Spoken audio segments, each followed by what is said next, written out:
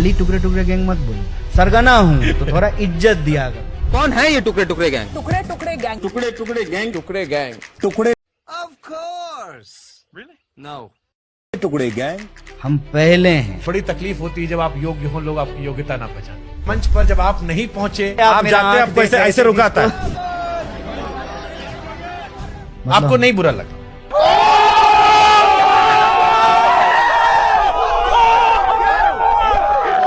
आपके नेता ने आपके लिए स्टैंड नहीं लिया, आपको बुला सकते थे। अब ट्रक पे जो है उस दिन मतलब हम सीपीआई में होते तब भी नहीं होते, कांग्रेस में हैं तब भी नहीं है। अगर कांग्रेस के टिकट से कन्हैया कुमार चुनाव लड़ते हैं तो क्या मम्मी उनको वोट देंगी या लेफ्ट को वोट देंगी? आज तक वो कहती है कि मैं आज तक दूसरे पार्टी को वोट नहीं दी। देश का सबसे ईमानदार नेता कौन? बड़ा मुश्किल सवाल है, मतलब नेता भी हो और ईमानदार भी हो। खर्चा पानी कैसे चलता है कन्हैया कुमार का? ये सवाल मुझे पूछा जाता है। कन्हैया कुमार ने उमर खालिद को धोखा क्यों दिया? मैं उमर खालिद को दोस्त बुलाऊं या नहीं, सहयोगी बोलूं? नहीं, बिल्कुल दोस्त बोलेंगे। ओके। कन्हैया को ये समझ में आ गया कि एक तो हिंदू मुस्लिम ध्रुवीकरण हो रहा है, प्लस दोस्त का पुण्य नहीं चढ़ता, पाप जरूर चढ़ता है।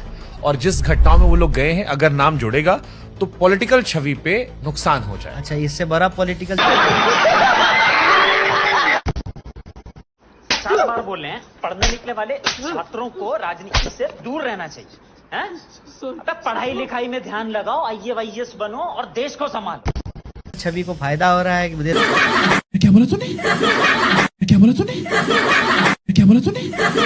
देशद्रोही भाजपा मुझे कह रही है। शर्जील और उमर खालिद को कन्हैया कुमार सपोर्ट करते हैं या नहीं सपोर्ट करते? मैं यहाँ खड़ा होकर सपोर्ट कर रहा हूँ। 15 अक्टूबर साल 2016 MSc कर रहा था बायोटेक्नोलॉजी हाँ। में नजीब अहमद, 27 साल का लड़का। आपको होप है कि वो अभी हो सकता है? इसमें किसी की बात मत सुनिए, मैं आपको कहूंगा कि नजीब की माँ की बात सुनिए। मुझे उम्मीद है वो है आएगा। क्या कन्हैया कुमार ने ये स्टेटमेंट दिया था कि इंडियन आर्मी जो है वो कश्मीर में रेप करती है? नहीं, मैं आर्मी शब्द इस्तेमाल नहीं। अरे आपका स्पीचे पड़ा हुआ है। के खिलाफ बोलेंगे, हम सैनिकों का सम्मान करते हुए इस बात को बोलेंगे कि कश्मीर के अंदर महिलाओं का बलात्कार किया जाता है। From Kashmir? माँ, मुझे टाटा कर जो, मुझे टाटा कर जो। रेप के इंसिडेंट हैं और बलात्कार को एज ए जो है वॉर टूल इस्तेमाल किया गया है। एक यहाँ इंटरव्यू देख रहा था मैं आपका, आपने कहा RSS के लोग आतंकवादी हैं। RSS के जो मेंबर्स हैं उनको आप गाली दे रहे हो, आतंकवादी है वो इसलिए कि वो यही चाह रही थी, जैसा चाह रही थी हमने वैसा ही जवाब दिया। क्या कन्हैया कुमार पीके की तरफ जा सकते हैं? जहाँ तक कन्हैया कुमार जी का सवाल है, वो बिहार में कांग्रेस के सबसे प्रभावशाली नेताओं में है। जब एजेंसी वाले उठा के ले आते हैं तो कैसे पेश आते हैं, थोड़ा बताओ ना। मुझे नहीं पता था कि जो मेरे दोस्तों के गर्लफ्रेंड के नाम क्या है, वो बता रहे थे। अब कोई सोशल मीडिया पर विरोध करता है तो खट से पुलिस तैयार होती है। हमारी सरकार नहीं करती है। कर्नाटक पुलिस जो है दिल्ली पकड़ने आती है, दिल्ली पुलिस पकड़ने नहीं देती, कोई अलग अलग माहौल है, लेकिन पकड़ने पुलिस आती है। कभी कभी जो है कर देती होगी कि थोड़ा शक्ति संतुलन बना रहे। मीठा जवानी चलती है उस ओर जमाना चलता है, जवानी चली जमाना भी आगे बढ़ा। लेकिन वो उम्मीदें जो 16 में नजर आ रही थी, वो 25 आते आते भी अभी भी सवालों के घेरे में है कि जमाना कब बदलेगा। जवानी जाने से पहले बदलेगा या जवानी के रहते बदलेगा? मेहमान खास है, नाम है कन्हैया कुमार। कैसे कन्हैया आप? मैं अच्छा हूँ, आप कैसे हैं? बहुत शानदार, आपको देख के और अच्छे हो गए। बहुत धन्यवाद आपका और आपके सभी दर्शकों का कि इस बातचीत के लिए आपने मुझे बुलाया, और आपके दर्शकों का कि वो इस बातचीत को सुनेंगे। कितना काम का है, कितना ज़रूरी है, ये फैसला खुद करेंगे। देखिए अच्छा लग रहा है। इस कुर्सी पे तो आप वेल सेटल्ड हो गए हैं, ऊपर पलटी मार के। देखिए, कुर्सी तो हमारे हिसाब से एडजस्ट होगी नहीं, तो हम सोचे कि हम ही कुर्सी के हिसाब से एडजस्ट हो जाते हैं। लेकिन लोग इस कन्हैया पूछते हैं क्योंकि आपको हम सब ने सामने से बनते हुए देखा है। 2016 का वो एरा से लेकर पूरी जर्नी आपकी हमने देखी है। कई लोग ये कहते हैं कन्हैया से बड़ी हाई एक्सपेक्टेशन रही, 16 से ही लगता था कुछ बहुत क्रांतिकारी होगा। इस कुर्सी पर आप सेटल्ड हो गए, पॉलिटिकल कुर्सी पर अभी भी आप सेटल्ड नहीं हो पा रहे हैं। पॉलिटिक्स में एक्चुअली कुर्सी के लिए नहीं है, ये बात बिल्कुल साफ है। पॉलिटिक्स हमारे जीवन का एक हिस्सा है और अपनी जीवन यात्रा में हम जो है यहाँ आज आए हैं। तो JNU का प्रेसिडेंट बनना एक चांस था, लेकिन कुर्सी से दूर हैं ये चॉइस है, क्योंकि आप भाई मजा आया, और मैं ये जो मजा है हिंदुस्तान के हर व्यक्ति को देना चाहता हूं। वाह क्या सीन है, वाह क्या सीन है।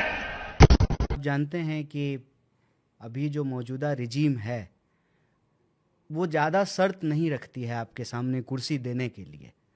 सिर्फ इतना करना होता है कि कुर्सी की थोड़ी सी ज़मीन के लिए थोड़ा अपना ज़मीर बेच देना होता है, उसके लिए हम तैयार नहीं हैं। सही पकड़े हैं। तो ये दूरी जो है कुर्सी से वो हमारा चॉइस है, और राजनीति हमारे जीवन में, हमारे जीवन जीने के तौर तरीकों में शामिल है। मतलब चॉइस एज इन मतलब जैसे आपने चुनाव तो लड़ा, 2-2 बार लड़ा आपने, तो फिर चॉइस कैसे मतलब? दुनिया कायम है, दिल दुखा है लेकिन टूटा तो नहीं है, और उम्मीद का दामन छूटा तो नहीं है। इसलिए आज के लिए इतना ही।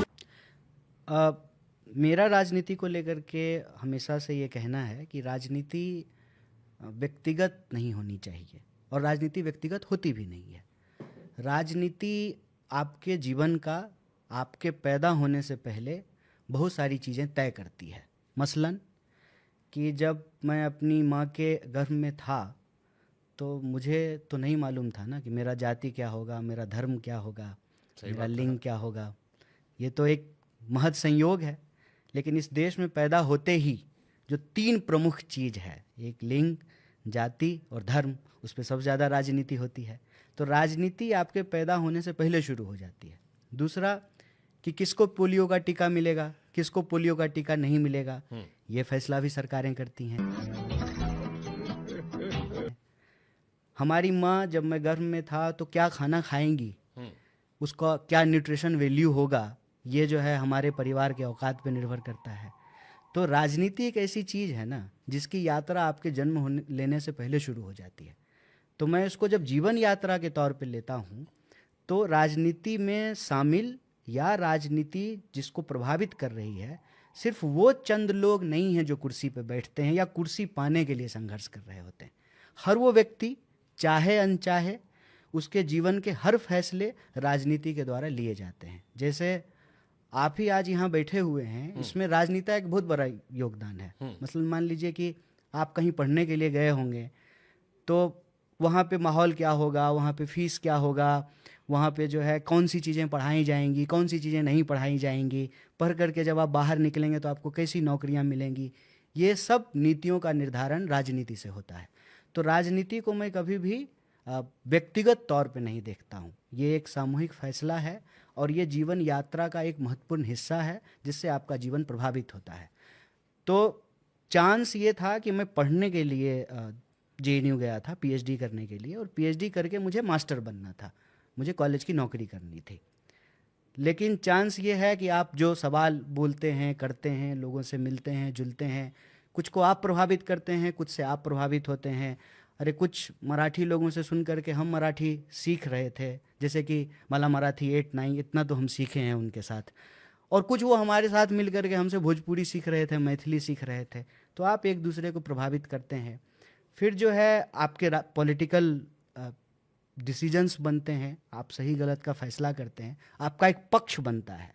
राजनीति में कोई निष्पक्ष नहीं होता है, निष्पक्ष होना भी एक राजनीति है, निष्पक्ष होना अपने आप में एक पक्ष है, तो इसका निर्धारण होता है। उसी प्रक्रिया में जो है चुनाव लड़े, चुनाव जीत गए, अच्छा 2 बार चुनाव हारे JNU में भी, उसके बाद तीसरा चुनाव जीते।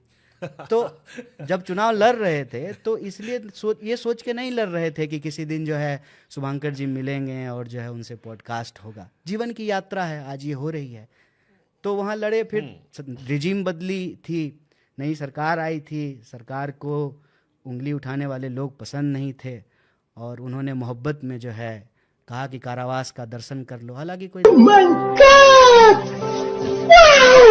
दिक्कत नहीं है, आराम से, हाँ कोई दिक्कत नहीं है। तो वहाँ चले गए, फिर आपने जो है आपके आराम से करके सवाल, हाँ आप जहाँ संस्थानों में होंगे, पूरा सेगमेंट हमने रखा है, हाँ जहाँ संस्थानों में होंगे उन लोगों ने दिखाया, फिर ये हमारा चॉइस बन गया। अब क्या बात है सर, क्या बात है सर, क्या बात, ये बात है। राजनीति जो है ये चांस की बात नहीं है, ये चॉइस बन गया और हमने डिसाइड किया कि मास्टर तो बन नहीं पाए तो जिस राजनीति का शिकार हुए हैं, इस राजनीति को बदलने का अनवरत प्रयास किया जाएगा। उस प्रयास में कुर्सी मिले नहीं मिले, जो जगह मिल जाए, कम से कम हमारे पास सत्ता की विरासत नहीं है, स्वीकार है, संघर्ष की विरासत तो है। वैसे भी बिहारी आदमी है, हर चीज के लिए संघर्ष करना पड़ता अच्छा, है। कभी घर वालों ने कहा नहीं आपसे कि जैसे आप जेएनयू जैसे कॉलेज में पहुंच गए, आप पढ़ने में अच्छे थे, हम आपके बारे में पढ़ रहे थे, आपकी पीएचडी भी टाइम सब कुछ हो गया, अच्छा, कभी घर वाले कहे नहीं कि कहाँ फंस गए हो बेटा तुम? 19 में तुम चाहते तो टीचर बन जाते, बढ़िया घर परिवार की स्थिति बेहतर हो जाती, कभी आया नहीं? क्योंकि आप एक मध्यम वर्गीय गरीब परिवार से आते हैं। मध्यम वर्गीय भी मत कहिए, मध्यम वर्गीय कहिएगा तो ये इस देश के गरीबों के साथ एक बहुत बड़ा धोखा होगा।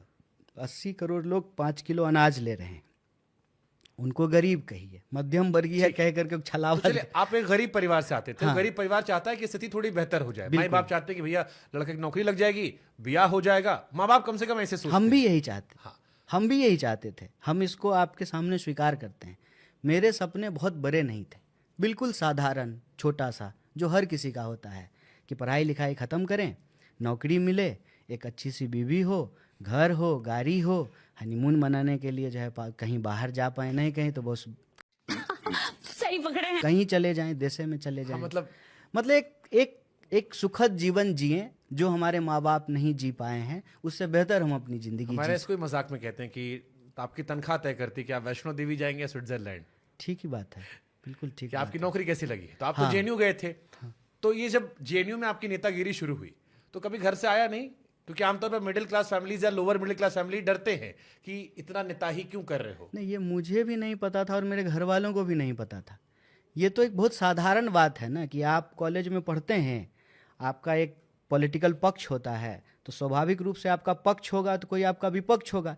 ये तो महज संयोग है ना कि जब हमारा एक पक्ष था तो सामने विपक्ष कोई और था, मतलब मनमोहन जी की सरकार थी, और जब हमारा पक्ष वही रहा, विपक्ष बदल गया, अब जो है नया रिजीम आ गया था।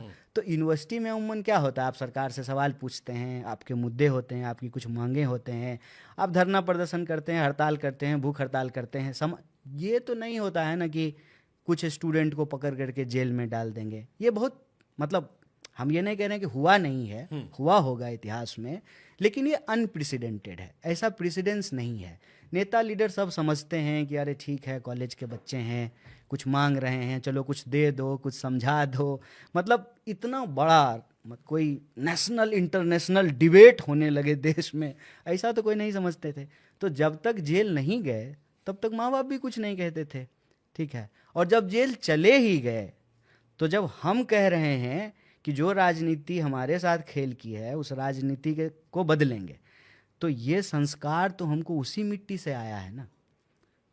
ये संस्कार तो हमको हमारे घर परिवार और हमारे गांव और हमारे ज़िले से ही आया है ना। और आपको मैं एक मज़ेदार छोटी सी हिस्ट्री यहाँ बता देता हूँ। इंदिरा जी देश की प्रधानमंत्री थी और बेगूसराय का आदमी, जहाँ से मैं हूँ, वो आदमी खड़ा होकर के एक भाषण दे रहा था और कहा पुलिस वालों के बारे में कि ये कुत्ते हैं सरकार के। तो पुलिस जो है उनके खिलाफ एफआईआर कर दी और उन पे देशद्रोह लगा दिया। देखिए उस आदमी की जिद, वो आदमी गांव का आदमी चुनाव कह रहे हैं, केस लड़ते लड़ते जो है वो सुप्रीम कोर्ट तक लड़ा। फिर सुप्रीम कोर्ट का ये वर्डिक्ट आया कि सरकार के खिलाफ कुछ बोलना, जब तक सशस्त्र 100 प्रयास नहीं हो, तख्ता पलट का देशद्रोह का मुकदमा नहीं लगेगा। तो देखिए उससे